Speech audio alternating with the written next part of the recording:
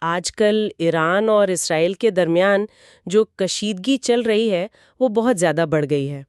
ہم خاص طور پر 22 جون 2025 تک کی جو صورتحال ہے اس پر بات کر رہے ہیں۔ کوشش یہ ہے کہ سمجھیں کہ یہ سب کیوں ہو رہا ہے، اس کے پیچھے کیا عوامل ہیں اور یہ اتنا تیزی سے کیسے بدل رہا ہے۔ تو چلیں ذرا گہرائی میں جا کر دیکھتے ہیں۔ تو سب سے پہلے 13 جون کو اسرائیل نے ایک آپریشن شروع کیا، آپریشن رائزنگ لائن۔ جی اطلاعات تو یہی ہیں کہ ایران کے اندر کئی اہم جگہوں کو نشانہ بنایا گیا، جیسے جوہری تنصیبات، میزائل اڈے اور خاص کر کے IRGC یعنی پاسداران انقلاب کے کمانڈ سینٹرز۔ بالکل، اور ان کے سائنسدان بھی تہران، نتنز، آصفہان یہ سب خبروں میں رہے۔ فوجی حملے بھی ہوئے اور کچھ خفیہ کارروائیاں بھی۔ اچھا، اور ایران کا جواب وہ بھی بہت شدید تھا۔ انہوں نے سینکڑوں میزائل فائر کیے۔ سینکڑوں؟ جی ہاں، اور کچھ رپورٹس تو یہ بھی کہتی ہیں کہ ان میں ہائپرسونک وار ہیڈز بھی تھے، یعنی آواز سے کئی گنا تیز۔ تو انہیں روکنا بہت مشکل ہوتا ہوگا۔ بہت مشکل۔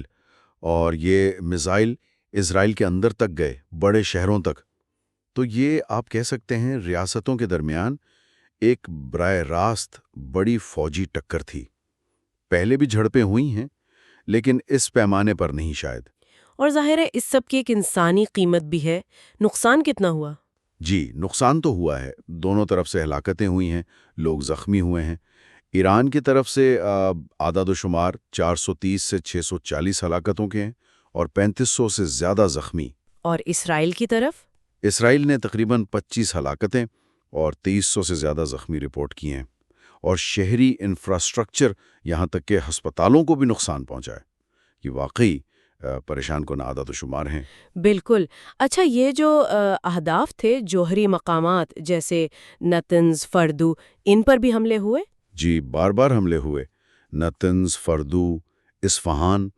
حالانکہ ابھی تک کسی بڑی تابکاری کے لیک ہونے کی کوئی مصدق اطلاع نہیں ہے۔ ٹھیک۔ ساتھ ہی اسرائیل نے میزائل لانچ کرنے کی جگہوں کو اور سینئر ایرانی کمانڈروں اور سائنسدانوں کو بھی نشانہ بنایا۔ تو مقصد کیا تھا ان کا؟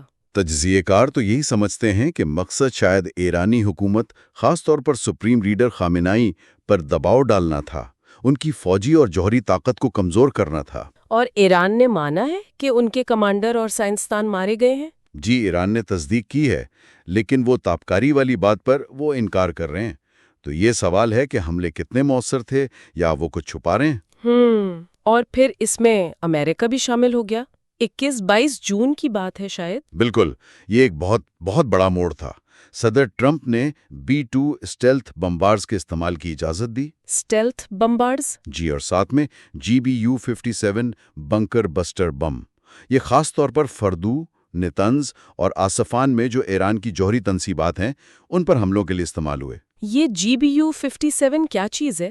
یہ کوئی خاص بم ہے؟ جی، یہ امریکہ کے سب سے طاقتور غیر جوہری بموں میں سے ہیں۔ یہ خاص طور پر زمین کے اندر بہت گہرائی میں بنی ہوئی مضبوط پناہ گاہوں یا تنصیبات کو تباہ کرنے کے لیے ڈیزائن کیے گئے ہیں۔ ان کا استعمال یہ ظاہر کرتا ہے کہ امریکہ ایران کی جو سب سے محفوظ سمجھی جانے والی تنصیبات ہیں انہیں بھی ایک سنجیدہ خطرہ مانتا ہے اور انہیں نشانہ بنانے کی صلاحیت رکھتا ہے۔ تو امریکہ کا موقف کیا ہے؟ وہ کیوں شامل ہوئے؟ امریکہ تو کہہ رہا ہے کہ یہ اسرائیل کی مدد کے لیے ہے اور ایران کو مزید کارروائی سے روکنے کے لیے ہے، لیکن بہت سے تجزیہ کار ہیں جو فکر مند ہیں کہ اس سے تو خطے میں آگ اور بھڑک سکتی ہے۔ صحیح۔ تو کیا سفارتی طور پر کچھ ہو رہا ہے؟ کوئی بات چیت؟ کوششیں تو ہو رہی تھیں، خاص طور پر یورپی ممالک کی طرف سے، لیکن فی الحال تو وہ رکی ہوئی ہیں۔ کیوں؟ تہران کا موقف بہت واضح ہے کہ جب تک بمباری بند نہیں ہوتی وہ بات چیت نہیں کریں گے۔ اچھا۔ باقی اقوام متحدہ ہے، یورپی یونین ہے، خلیجی ممالک، چین، ترکی، سبھی کہہ رہے ہیں کہ تحمل سے کام لیں تاکہ یہ جنگ پورے مشرق وسطیٰ میں نہ پھیل جائے۔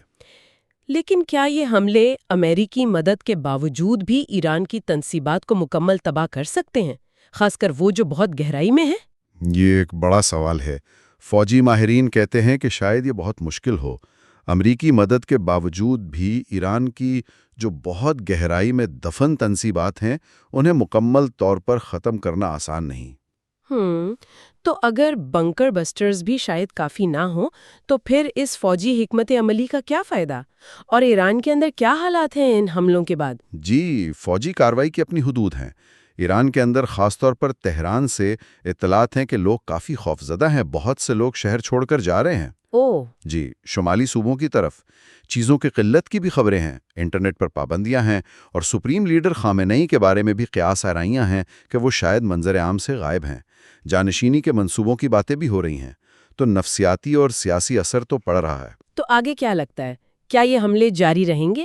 امکان تو یہی لگتا ہے کہ اسرائیل اور امریکہ شاید مزید کارروائی کریں، اور جواب میں ایران بھی شاید میزائل اور ڈرون حملے جاری رکھے۔ اور سفارتکاری؟ وہ شاید تبھی دوبارہ شروع ہو سکے جب حملے رکیں۔ ایران کی شرط تو یہی ہے۔ سب سے بڑا خطرہ کیا ہے اس وقت؟ سب سے بڑا خطرہ تو یہی ہے کہ یہ تنازع پھیل جائے، یعنی حزب اللہ یا حوثی جیسی تنظیمیں اگر شامل ہو گئیں تو پھر عراق، شام، لبنان، اردن، یمن یہ سب متاثر ہوں گے؟ بالکل، وہاں عدم استحکام اور بڑھے گا، اور عالمی سطح پر دیکھیں تو تیل کی قیمتیں بڑھ رہی ہیں، سمندری راستے محفوظ نہیں رہے، امریکہ کی فوجی توجہ بھی بڑھ رہی ہے، یوکرین، چین، روس کے معاملات پر بھی اس کا اثر پڑ سکتا ہے۔ تو اگر ہم ساری بات کو سمیٹیں تو یہ کئی دہائیوں میں ایران اور اسرائیل کا سب سے شدید براہ راست ٹکراؤ ہے۔ فضائی حملے، ٹارگٹ کلنگ، میزائلوں کا بڑا تبادلہ، اور اب امریکی فوجی مداخلت۔ صورتحال بہت سنگین ہے۔ جی، بہت سنگین۔ دونوں طرف بھاری نقصان ہوا ہے، اور عالمی سطح پر بھی تشویش بہت زیادہ ہے۔ اس سب کا مطلب کیا سمجھیں؟ مطلب یہ ہے کہ اعتماد بالکل ختم ہو چکا ہے، اور اسی وجہ سے سفارتی راستے بند نظر آ رہے ہیں۔ کوئی بھی حل نکلے گا تو وہ شاید جنگ بندی اور بہت زیادہ بین الاقوامی دباؤ سے ہی نکلے گا، لیکن اعتماد بحال کرنا وہ ایک بہت بڑا چیلنج ہے۔ صحیح۔ اور آخر میں ایک سوال جو ذہن میں آتا ہے وہ یہ کہ اگر یہ گہری تنصیبات تباہ کرنا اتنا مشکل ہے اور جنگ پھیلنے کا خطرہ بھی اتنا زیادہ ہے، تو کیا فوجی حملوں اور یہ جو رکی ہوئی سفارتکاری ہے، اس کے علاوہ بھی کوئی راستہ ہے؟ کوئی متبادل جو اس بحران کو مزید بگڑنے سے پہلے روک سکے؟ کوئی حقیقت پسندانہ راستہ؟